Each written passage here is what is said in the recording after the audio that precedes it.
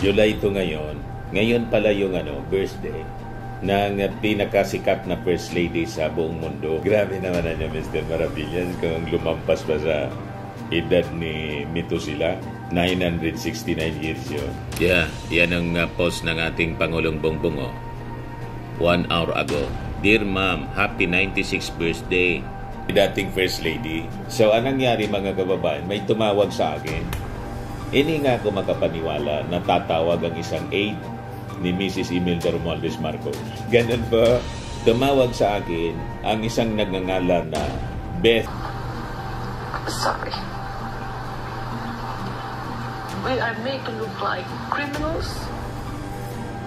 Yan ang pagkakaiba ni Mrs. Imelda Romualdez Marcos kaysa sa mga Aquino. Nagpapagang mga balita at pagtalakay sa mga isyu na lipunan. Bulsa! Opinyon, banat at paglalantad sa katotohanan. Bulsa! What you see is what you get. You decide. Ito po mga kababayan, si Dante Maravillas. Dito muna tayo sa ating podcast mga kababayan. Life with Dante N. July ito ngayon. Ngayon pala yung birthday ng pinakasikat na First Lady sa buong mundo, si Madam First Lady Imelda Romualdez Marcos. Madam, happy 96th birthday. May you have many, many more birthdays to come. Sana lumampas ka pa ng 100 years. Malampasan mo pa malampasan mo pa yung edad ni Methuselah. Grabe naman na niya, Mr. Maravillas, kung lumampas pa sa edad ni Methuselah. 969 years yun. Joke lang. Yung kasi, yung edad ng tao ngayon mga kababayan, hindi na siya lumalampas sa 120 years. Alam niyo kung bakit? Nasusulat kasi siya. Ayan Genesis 6:3. And the Lord said, My spirit shall not always strive with man, for he is also in flesh, yet his days shall be 120 years. Diba? Mga kababayan, nasusulat. Wala nang lumampas sa 120 years ngayon. But anyway, hindi yan yun na topic natin mga kababayan, kundi yung happy birthday ni Madam First Lady Imelda Romualdez Marcos. Nag-post kasi yung ating Pangulong Bongbong. Birthday pala ng kanyang nanay. Yeah, yan ang post ng ating Pangulong Bongbong 1 hour ago. Dear Ma'am, happy 96th birthday. Your strength, grace, and unwavering love continues to guide and inspire us every day. We are so grateful for you now more than ever. With all my love, Bongbong. Ang napaka-famous, pinakang sikat mga kababayan na First Lady sa buong mundo, si Mrs. Imelda Romualdez Marcos. Ayan po. Napakaganda kahit sa kanyang pagtanda. Sabi nga, beautiful inside and out. Bakit niya, Mr. Maravillas, ginigreet mo si Mrs. Imelda Marcos? Kilala ka ba niya? Nanonood yun sa akin palagi. Ewan ko ngayon kung nanonood pa siya. Nung natalo, ikwento ko sa inyo yung background. Bakit kilala ako personal ni Mrs. Imelda Romualdez Marcos. Nung panahon na matalo si Bongbong Marcos for Vice President, lagi kong nadidiscuss sa aking live streaming. Siguro, siyempre laging nasa bahay na, matanda na si Mrs. Imelda Romualdez Marcos. So nahilig na lang siya sa pagpe-Facebook at panonood ng mga kung ano-ano sa YouTube. Nagkataon, biglang nag-pop up siguro sa kanyang cellphone yung aking live streaming pa sa Facebook, tapos sa YouTube. Nagla-live tayo. Siyempre, matindi na ng controversy tungkol sa recount. Nagpaparecount mga kababayan si BBM. Kasi sa paniwala na talagang nabiktima siya ng smart magic ni Leni Robredo. Di ba? So napanood ako habang dinidiscuss ko yung tungkol sa election protest ni BBM. Ayun. Napanood ni Mrs. Imelda Romualdez Marcos. Kaya kilala ako personal, dating First Lady. So anong nangyari mga kababayan? May tumawag sa akin. Hindi nga ako makapaniwala na tatawag ang isang aide ni Mrs. Imelda Romualdez Marcos. Ganun po, tumawag sa akin ang isang nagngangalan na Beth Lopez de Leon. Siyempre, hindi ko man siya kilala. Naka-plug yung aking number. Di sabi ko, sino po ito? Si Beth Lopez de Leon niya. Assistant Secretary na ngayon. Nang manalo si President Bongbong Marcos. Assistant Secretary, yung in-invite ko dito sa Colossal Fitness Gym na guest speaker para sa aming grand opening ng fitness gym. Ayun. Anak siya ni General Leon, kanang kamay ng dating Pangulong Ferdinand Idradin Marcos. In other words, very close siya sa Marcos family noon pang panahon ni Apo Lakay. So, personal aide siya ni Mrs. Imelda Marcos. So, nung tumawag sa akin, nagpakilala, hindi naman ako makapaniwala. Kala ko nga, scammer. Sabi ko, sino po sila? Si Mrs. Beth Lopez de Leon, anak ni General de Leon, kanang kamay ni Apo Lakay, former President Ferdinand Marcos Sr. Di siyempre ako, hindi makapaniwala. Sino ba naman akong tawagan? Now, you know, may idea na kayo kung bakit na-invite ako sa Palasyo Malacanang, kami ni Mrs. May idea na kayo. Yun ang simula po. Sabi ko, ano po yung sadya ninyo? Ba't napatawag kayo? Mr. Maravillas, niya. Natuwa lang kasi sa'yo si Mrs. Imelda Romualdez Marcos. Napanood ka? Dinidiscuss mo palagi yung tungkol sa election protest, pa-recount ni BBM. Gusto ka sana niyang makita niya. Sabi ko, sa Albay ako, sa Legazpi, baka niya maluwas ka ng pumunta ka ng Maynila, tawagan mo niya ako para naman niya kahit dinner, ma-invite ka namin. Ayun. After 1 week, siyempre yung anak ko po nag-aaral sa Maynila, lagi kaming pumupunta. Minsan twice a month, minsan once a month. So yun, nung pumunta kami ng Maynila, tinext ko siya, si Madam Beth Lopez de Leon, DILG Secretary na ngayon. Pero noon, hindi pa Pangulo yung ating Pangulong Bongbong. Siguro mga 5 years ago. 5 years or 6 years ago. Ganon. Panahon ng pandemic. So nag-dinner kami, pero hindi nakasama kasi matanda na nga po si Mrs. Imelda Romualdez Marcos. Ang pumunta po yung kapatid, nakababatang kapatid ni Mrs. Imelda Marcos. Hindi ko nabanggitin yung pangalan. Hindi ako authorized to kahit nga yung picture namin, may picture ako, hindi ko pinopost po kasi hindi man ako authorized to post. Pribado ang buhay noon. Hindi nga natin madalas makita, di ba? Dapat yung mga kapatid ng pamusong First Lady dapat nagpapakilala. Hindi man yung nagpapakilala po. So hindi ako nag-post ng dinner date namin ng kapatid ni Mrs. Imelda Marcos. Yun ang kasama namin sa dinner. Para personal na ipaabot, mga kababayan. Kasama ko si Mrs. siyempre. Di man ako lumalakad na hindi ko kasama si Mrs. So doon niya ipinaabot ng personal ang kanyang pasasalamat sa akin kasi lagi kong natatapik dito sa aking YouTube channel yung issue sa election protest ni BBM sa pagka-vice presidente noon. Doon na po nagsimula ang pagkakaibigan namin. Di ba? Saka si Mrs. Beth Lopez de Leon. Kaya pag pumunta kami ng Maynila, ayan anak ni General de Leon, Asek Beth Lopez de Leon. Siya yung tumamag sa akin. Yan Elizabeth N. Lopez de Leon, Office of the Assistant Secretary for Community Participation, DILG. Na-invite siya mag-talk. Yan Unlad Pilipinas, unang anibersaryo. Ayan, pag pumunta kami ng Maynila, laging nagtitik sa akin. Kasi yung bilin niya, pag lumuwas ka ng Maynila, mag-text ka para naman nagkakausap tayo. Diba? Kwentuhan lang po. Wala man akong ano-anong mga bagay-bagay sa politika, etc. etc.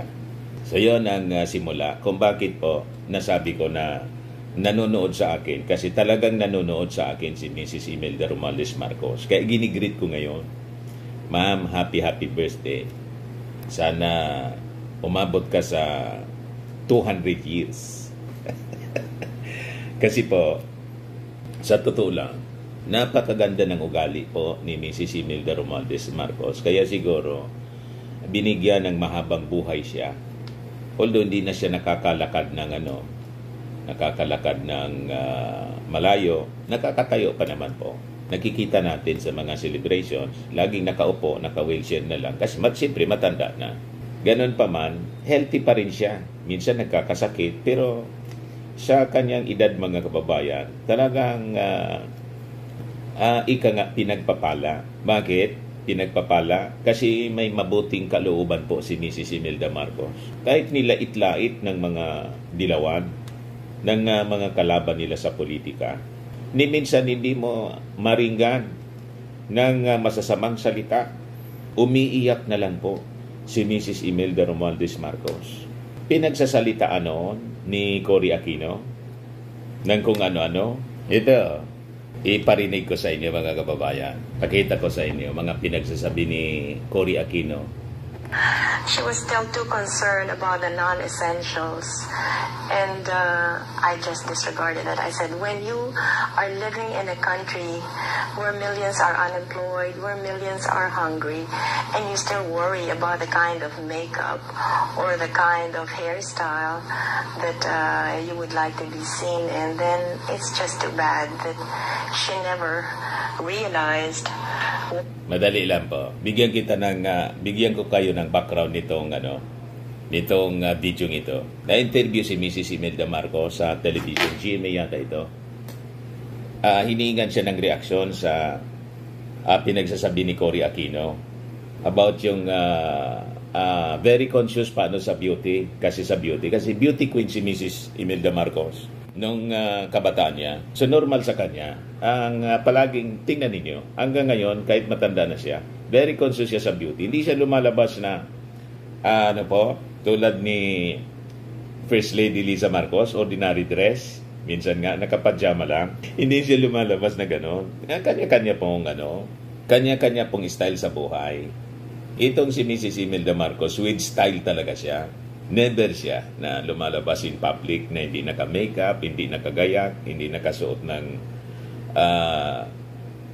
anong tawag mo doon? Yung gown na may ganyan, para Filipiniana. Siya nagpauso niya. So yun ang pagkatao niya. So ayaw niya na hindi maayos yung kanyang itsura. Pag lumalabas siya sa publiko, ayon, pinuna ni Cory Aquino. So sa interview, kinukuna ng reaksyon si Mrs. Imelda Marcos kung ano masasabi niya doon sa pinagsasabi ni Cory Aquino sa kanya. Pakinggan natin. Ulitin ko.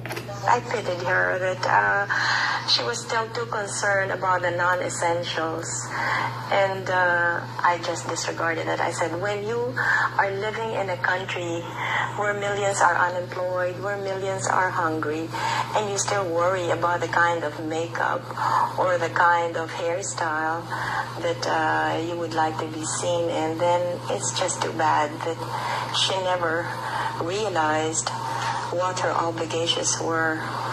Oh my God.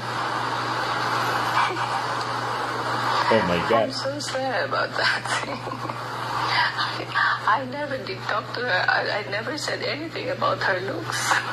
Pakita ninyo. I said something about what I said for myself. I just don't like yellow because it reminds me of a lemon and jaundice. What is the scene that you most miss seeing in the Philippines? Foreigner pala nag-interview, hindi man Gine. That I am nostalgic about my country. Foreign TV.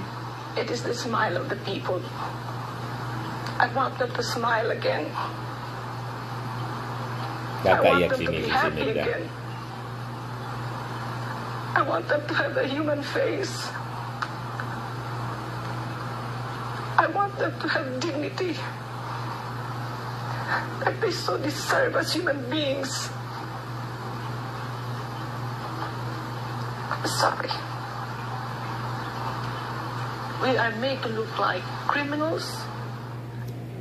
Yan ang pagkakaiba ni Mrs. Imelda Romualdez Marcos kaysa sa mga Aquino, mga Dilawan. Hindi siya magsalita ng masama. Sabi niya, oh my God, I never say bad about her face. Ang nabanggit ko lang niya, yung kulay. Yun man lang niya. I never did talk to her. I never said anything about her looks. I said something about what I said for myself. I just don't like yellow because it reminds me of a lemon and jaundice. What is the C?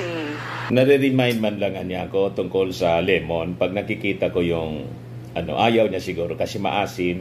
Siguro, nagmarinig yun ni Cory Aquino. Nagalit siya kasi ang yellow refers to yung yellow ribbon. Kulay nila.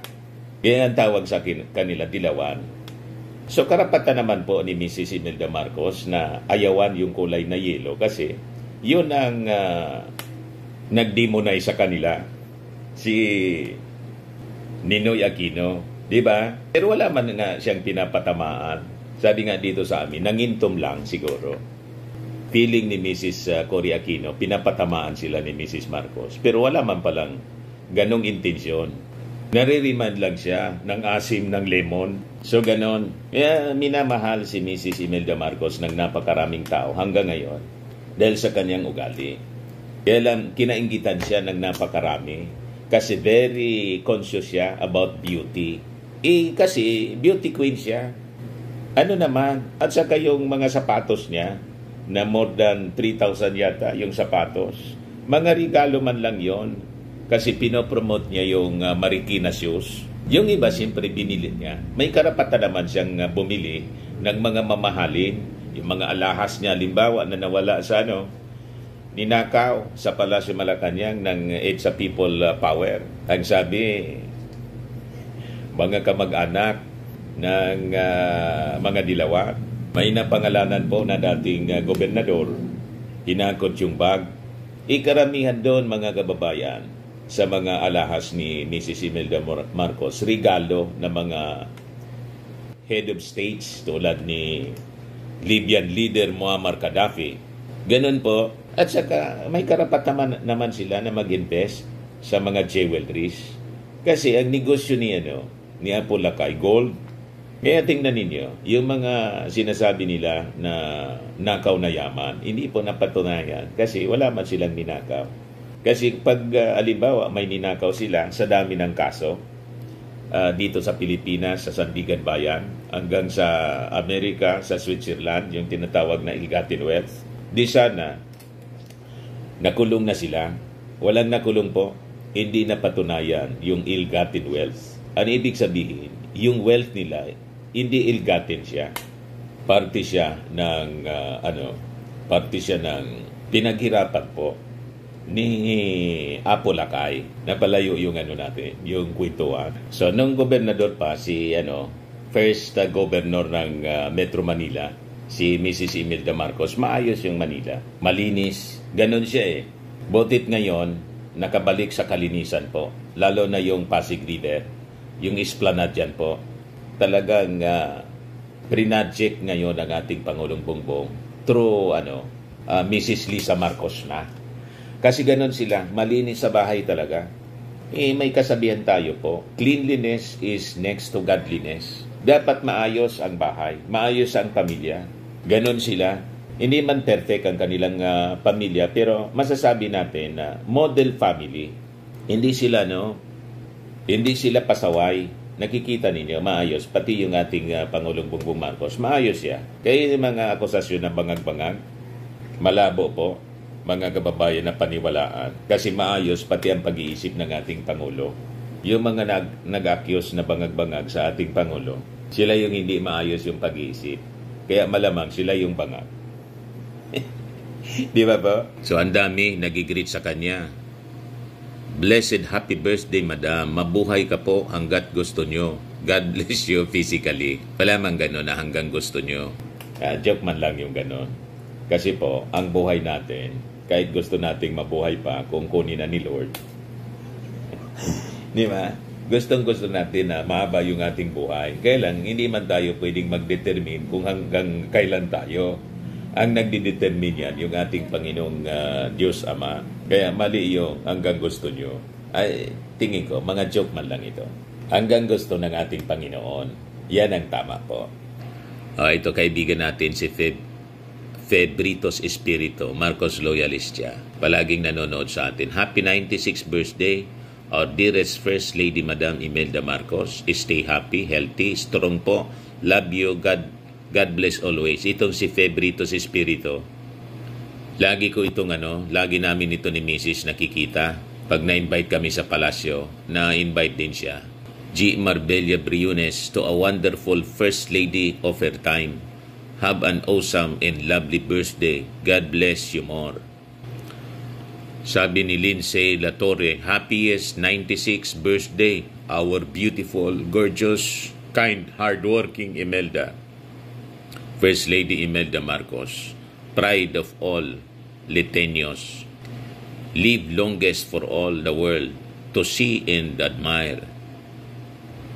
Your name will remain in our hearts. God bless and protect you until eternity. Yung Marcos Legacy po, ni Mrs. Imelda Romualdez Marcos. Dito sa amin, may project pa siya dito. Buhay na buhay. Pangalan, Imelda Marcos. Tinanggal na po. After ng EDSA People Power Revolution, pinalitan pong pangalan. Pero yung mga matatanda dito, sa Legazpi, ang tawag, parehas pa rin, Imelda Park. Pinagawa niya. Ngayon, ang pangalan, tawag dito, Kalayaan Park na. Napakagandang park. Nag-vlog ako doon one time. Baka napanood na ninyo yun. Ikwininto ko nga. Tapos, yung mga projects dito, kasi Minister on Human Settlement si Mrs. Imelda Marcos. Yung tawag dito, mga pabahay, yun ang nag-aasikaso. Ang daming pabahay dito ni Mrs. Imelda Romualdez Marcos sa amin sa Legazpi. Yung PBN Buraguis, Legazpi. Kikita ninyo, napakalalaki na yung mga bahay. Doon dati tayo yung DSWD. PBN Buraguis. Ang ibig sabihin ng PBN, Pambansang Bagong Nayon. Di ba? Yung mga bahay doon, napakalalaki po. Napakalalaki na siya. Noong panahon, yung mga pabahay, malalaki po. Talagang disente siya. Tapos may Bliss Project pa siya rito. Bagong lipunan, sites and services. Bliss Project. So, ang meaning ng Bliss, di ba, sa English, mahilig magbigay ng mga magagandang acronym si Mrs. Imelda Marcos. Bliss, ibig sabihin happy homes. Bliss Project. Pero ang totoong kahulugan niya, bagong lipunan sites and services, housing. Malalaki rin po yung mga pabahay niya. Yung mga bahay doon. Mayayaman na yung nakatira ngayon. Simple umunlad na rin po yung buhay sa Tagal. So, ang pangarap ng ating First Lady noon, maging maayos ang buhay ng bawat Pilipino. Halimbawa, mahirap ka, hindi nangungulagan na pag mahirap, pangit yung bahay at saka madumi. Gusto niya malinis ang paligid. Yan ang tunay na nanay. Di ba? Ang nanay na masinop, maayos. Kasi pag nagsisimula kasi yan, ang dapat sa kaayusan ng bahay. Pag hindi maayos ang bahay mo, malamang sa malamang, di maayos ang buhay mo. Tama po? O ngayon, ipakita ko sa inyo yung mga pictures niya nung kanyang kabataan. Tingnan naman ninyo po, o di ba? Nung ikasal sila. Ayan o, dalagang Pilipina.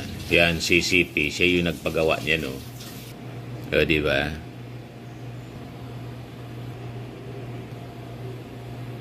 Yan na siya ngayon. Nung beauty queen siya. Yung teenager siya.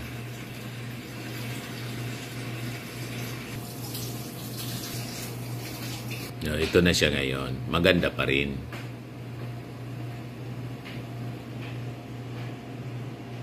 Mahilig siya sa pink. Hindi lang red, pink. Kaya yung kulay pink na ginawa ni Leni Robredo, hindi man original yan sa kanya. Kay Mrs. Marcos yan. Di ba? Mga kababayan, yung mga hospital sa Maynila, PGH, Heart Center, pinagawa yon ng dating Pangulong Ferdinand Hidralin Marcos. Through First Lady Imelda Romualdez Marcos. Dedicated yon. In fact, sa 50th anniversary po ng Heart Center of the Philippines, na-invite si Mrs. Marcos. Ito po, yung report ng PTV. Celebrating its 50th anniversary, highlighting its accomplishments and plans for the years ahead. To tell us more about this year's celebration, RPN Manalo has the story. Cardiologists all over the Philippines were all together to celebrate the Philippine Heart Center's 50th golden anniversary. PHC has been delivering quality and medical services for our citizens experiencing heart-related diseases for 5 decades.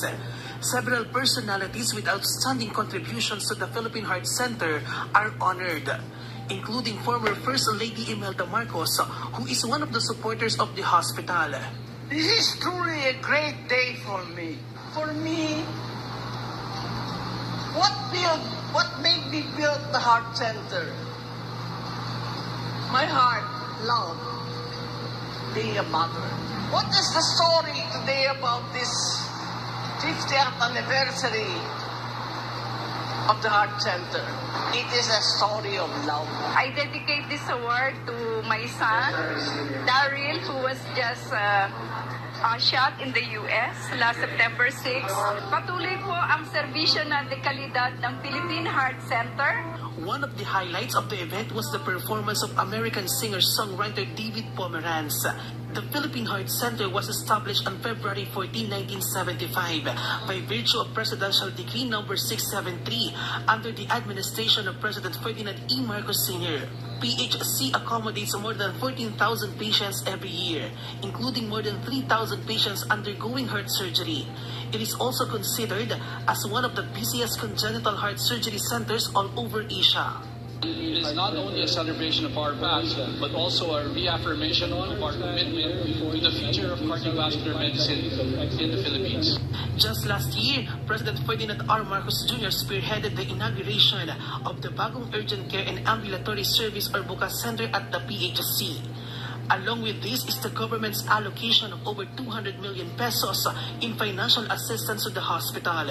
The Philippine Heart Center has more than a 500-bed capacity, 10 operating rooms, 6 cardiac catheterization laboratories, 8 intensive care units, and 20 patient wards. Right now, there are 15 regional heart centers in different parts of the country. Of this number, there are 7 fully fledged regional heart centers, including PHC in Ilocos Norte, Albay, Camarines Sur, Iloilo, Cebu, Davao, and Cagayan de Oro. According to the Philippine Statistics Authority, heart disease is still the leading cause of death among Filipinos. That's why the DOH reminds all adult Filipinos on the value of proper diet and exercise to prevent the heart disease. Bian Manalo from the National TV Network for a new and better Philippines. So yung Philippine Heart Center po, in-expand na po, pati dito sa amin, ang tawag niya Legacy Projects of the Marcos Administration. Dedicated po sa naging legacy ng dating Pangulong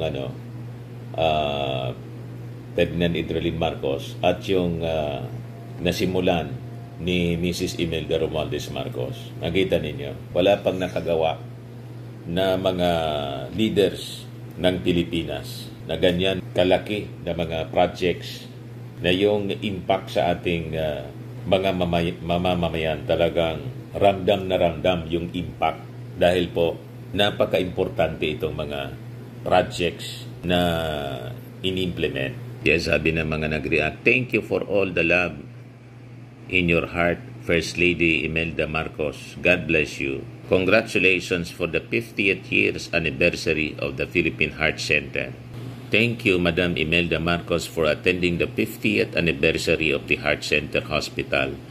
May the good Lord Jesus Christ will always protect you, President BBM, and the rest of the family, and give you the best of good health.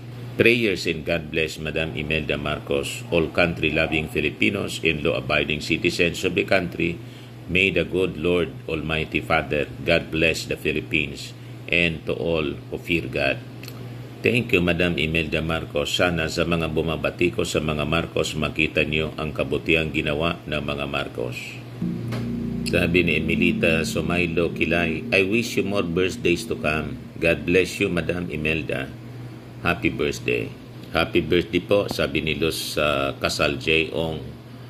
Happy birthday, sabi ni Maria Teresa Maranti Yasuda. Sa Japan ito nakatira. Sabi ni Usberets, happy birthday po, Madam Imelda Romualdez Marcos. Have many more returns in your life, more blessings, and God bless you always. Ayan, ang dami na bumabati mga kababayan sa ating First Lady Lisa Imelda Romualdez Marcos. Madam Imelda, maraming salamat sa panonood ninyo sa mga videos ko po. At dahil sa inyo, naging kaibigan ko si Assistant Secretary Beth Lopez de Leon. Lagi kong naisip si Lisa Marcos. Hindi pa kami nagkikita ni Lisa Marcos ng face-to-face. Sa palasyo pala, pero hindi ako nakalapit sa kanya. Ang daming tao kasi. Naka-face-to-face na pala. Twice na pala. Nakalimutan ko lang. Laging nasa isip ko kasi yung picture-picture with President Bongbong Marcos. So anyway, mga kababayan, that's it for now. Kung hindi pa po kayo nakasubscribe dito sa ating bagong channel, Life with Dan TN, click subscribe ninyo po. Laging tatandaan, you become what you believe. Ako po si Dante Maravillas. Bye-bye po. God bless. Ito naman po, Firmax Firming and Lifting Cream. Pinapahid po sa mga pulses in affected area. Mainam po sa paninigas ng mga kaso-kasuan. Ito naman po, Automax Radiant Serum. Sa mukha naman yung application. Anti-aging po siya. You will look 10 years younger than your age. Sa mga cancer patients naman po, baka lang gusto ninyo itong itry. Neng siya red mixed fruit drink. Hindi mo po siya gamot, food supplement siya. Kaya lang, gawa siya mga kababayan sa goji berry. Yung goji berry may anti-cancer properties. O ngayon, yung mga inquiries ninyo, dumiritso na lang kayo sa aming messenger sa Facebook para masagot namin agad. Ayos pa? Ayos na ayosan niya, Mr. Maravilla. But anyway, ito po pala yung aming bagong product na binibenta online. I am worldwide amazing pure organic barley powdered drink mix from Australia. Negosyo to ng aking anak na architect entrepreneur Riz Maravillas. Ayan po. Kontakin na lang po ninyo siya, Riz Maravillas on Facebook. Ang mga health benefits niya, boost immunity, improves digestion, enhance energy levels, packed with antioxidants, prevent cancer. Sa mga nagana po ng malinis and spacious fitness gym, pumunta lang po kayo sa aming Colossal Fitness Gym. May Grab Car Rental din po kami. Ito naman po yung bago naming product na binibenta online. Eye Glow Serum, whitening po siya. Tingnan ninyo yung epekto sa aking anak na architect before and now. Yung mga inquiries po ninyo, dumiretso na lang kayo sa kanyang Facebook account, Riz Maravillas.